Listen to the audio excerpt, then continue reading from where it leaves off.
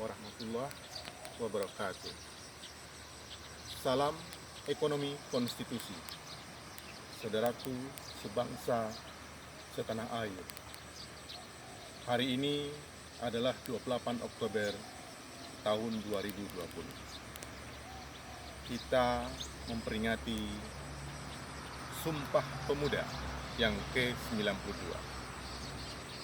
Sumpah Pemuda ke-92 tahun kali ini begitu istimewa.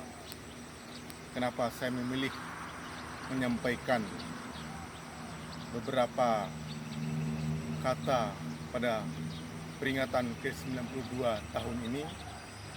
Bukanlah tanpa sebab. Angka 9 adalah angka yang istimewa bagi bangsa ini. Dasarnya apa? 9 orang perumus kemerdekaan bangsa kita adalah para pemuda yang tidak pernah mementingkan diri sendiri atau egois, selalu memikirkan bagaimana bangsa dan negara yang dulunya terdiri dari berbagai kerajaan, suku bangsa menjadi satu kesatuan melalui Sumpah Pemuda ini. Dan pada momentum kemerdekaan 17 Agustus 1945, 9 orang pemuda ini yang berjasa merumuskan pembukaan Undang-Undang Dasar 1945.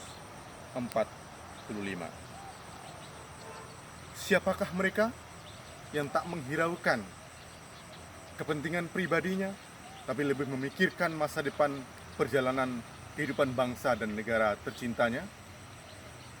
Mereka saling memanggil Bung, karena mereka memang para pemuda yang gigih berjuang, ingin mencapai cita-cita kemerdekaan, kokoh dalam pendirian, kuat dalam persatuan, walaupun berbeda dalam pikiran.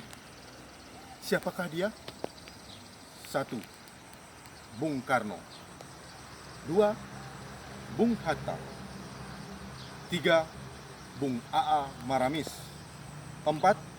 Bung Abikusno Cokrosiyoso. 5. Bung Abdul Kahar Muzakir. 6. Bung Agus Salim. 7. Bung Ahmad Subarjo. 8. Bung Kiai Haji Abdul Wahid Hasim. Dan 9. Bung Muhammad Yamin. Saudaraku sebangsa dan setanah air, 9 orang ini telah tiada. 9 orang ini sudah dipanggil Allah Subhanahu wa Ta'ala. Semuanya sudah almarhum. Tinggallah Anda, para pemuda, menyaksikan, memperingati, meninggalkan sejarah perjalanan mereka yang harus terpatri dalam sanubari para pemuda Indonesia. Bukan pada teks Sumpah Pemudanya, tetapi pada eksistensi berbangsa dan bernegara kita, yaitu sumpah yang terdiri dari 3 bait itu. Kami, putra-putri, pemuda-pemudi, menyatakan bersatu tanah air Indonesia. 2. Kami, pemuda-pemudi Indonesia, mengaku berbangsa satu, bangsa Indonesia. Kami, pemuda-pemudi Indonesia, menjunjung bahasa persatuan, bahasa Indonesia. Singkatnya, kita adalah satu nusa, satu bangsa, satu bahasa. Saudaraku sebangsa setanah air, salam ekonomi konstitusi. Di tangan para pemudalah kelanjutan perjalanan kehidupan bangsa dan negara. Saat ini kita menghadapi pertarungan global yang tidak mudah. Kita harus belajar dari sejarah konflik, sistem ekonomi dan politik yang terjadi pada era sebelum Anda para pemuda lahir, sebelum saya lahir juga, yaitu kita terlalu banyak berkonflik atas sistem ekonomi dan sistem politik yang dibawa oleh orang-orang asing. Padahal kita punya jati diri sebagai bangsa yang telah berkembang, berurat akar dalam kultur atau kebudayaan masyarakat kita dimanapun dari Sabang sampai Merauke. Sumpah Pemuda harus dimaknai kali ini membebaskan diri kita dari pertarungan sistem ekonomi dan politik yang dibawa oleh bangsa asing. Kita tentunya bukan anti asing, tetapi kita punya marwah dan jati diri sendiri. Saudaraku, sebangsa dan setanah air yang saya cintai. Apakah dalam perjalanan bangsa Indonesia sebelum merdeka yang mendominasi adalah kedatangan kongsi dagang VOC ke Indonesia. Kongsi dagang VOC ini berniat berdagang di Nusantara. Pertama kali datang di daerah timur Indonesia. VOC adalah sebuah korporasi swasta kapitalisme yang menguasai wilayah timur belahan dunia, berbagi dengan GWC yang menguasai belahan barat dunia. Jadi, masalah korporasi ini sudah terjadi sebelum kita merdeka. Dan dengan cara itulah pertama kali bangsa kita dijajah oleh Belanda sebagai kolonialisme. Saudaraku sebangsa dan setanah air, kita tentu tidak ingin mengulangi sejarah kelam bangsa kita. Oleh karena itu, sejarah kelam bangsa kita itu menjadi catatan penting bagi Anda sebagai pemuda. Bahwa kita harus membangun Indonesia dengan kekuatan sendiri. Atau Bung Hatta menyebutnya dengan self-help. Dan membangun kebersamaan. Maka itu, pasal 33 yang digagas oleh salah seorang pendiri bangsa kita, Bung Hatta, pada pasal 33 menyampaikan bahwa perekonomian ayat satunya, perekonomian disusun sebagai usaha bersama berdasar azas kekeluargaan. Yang kedua adalah cabang-cabang produksi yang penting yang menguasai hajat hidup orang banyak dikuasai oleh negara.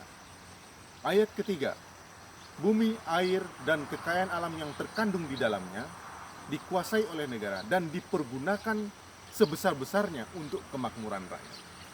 Apakah implementasi dan perwujudan pasal 33 ini sudah nyata dalam kehidupan berbangsa dan negara, praktek ekonomi kita?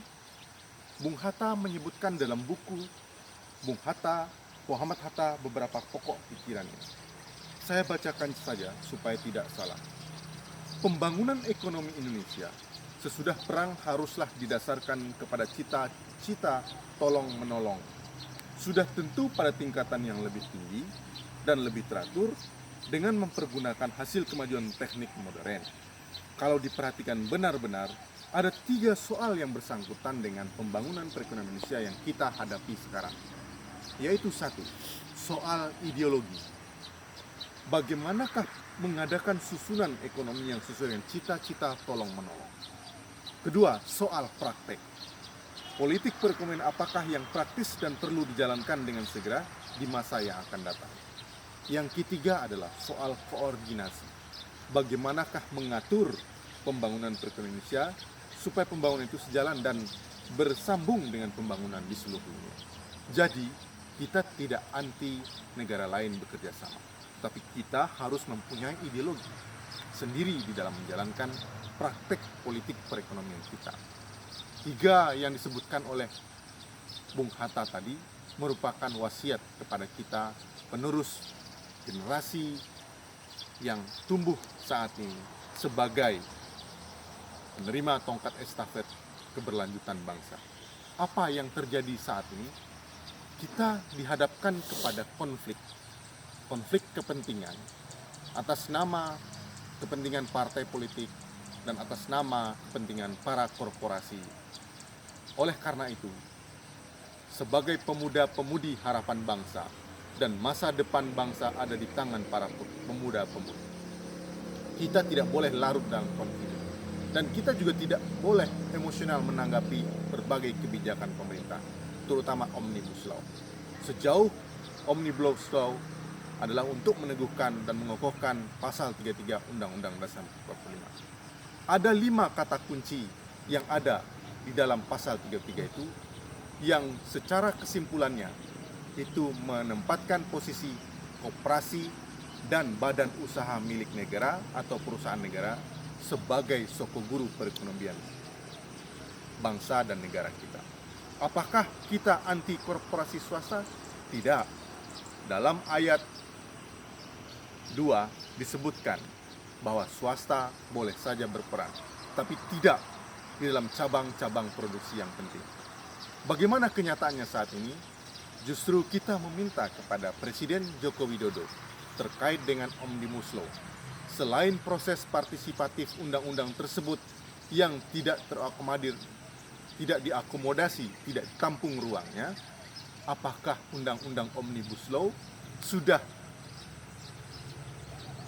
menjadi bagian dari mandat yang diperintahkan oleh pasal 33 Undang-Undang Dasar 45. Mari kita cermati perjalanan Undang-Undang Omnibus Law ini bukan dalam kerangka untuk memecah belah, tetapi untuk memperkokoh persatuan dan kesatuan bangsa kita, meneguhkan dan menegakkan secara konsisten pasal 33, mendahulukan kepentingan orang banyak, menolong bangsa sendiri, self-help, menghilangkan inferiority complex yang menurut Bung Hatta selama masa kolonialisme merupakan penyakit psikologis bangsa kita. Apa itu yang harus kita kerjakan ke depan? Mari kita bersama-sama merumuskannya dalam kerangka kemandirian ekonomi bangsa. Bukan ketergantungan kepada utang yang semakin besar, tapi betul-betul menolong diri sendiri untuk keluar dari jebakan utang dan ketergantungan bangsa asing. Kerjasama ekonomi kita perlukan, tetapi dalam kerangka, dalam pepatah itu mengatakan berdiri sama tegak, duduk sama rendah. Demikian saudaraku sebangsa dan setanah air, para pemuda-pemudi harapan bangsa, saya menyampaikan dengan ini selamat merayakan, memperingati Hari Sumpah Pemuda ke-92 tahun. Jangan memperingatinya dengan hanya bermusik ria, tetapilah ambillah hakikat dari Sumpah Pemuda yang sudah dicetuskan oleh para pemuda terdahulu yang telah mendahului kita. Sumpah itu tidak ringan. Sumpah merupakan wujud komitmen dan pertanggungjawaban dunia akhirat.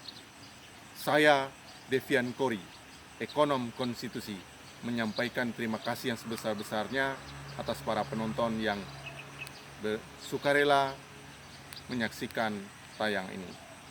Terima kasih saudaraku sebangsa dan setanah air. Salam ekonomi konstitusi. Bangkitlah pemuda, jayalah bangsaku. Assalamualaikum warahmatullahi wabarakatuh.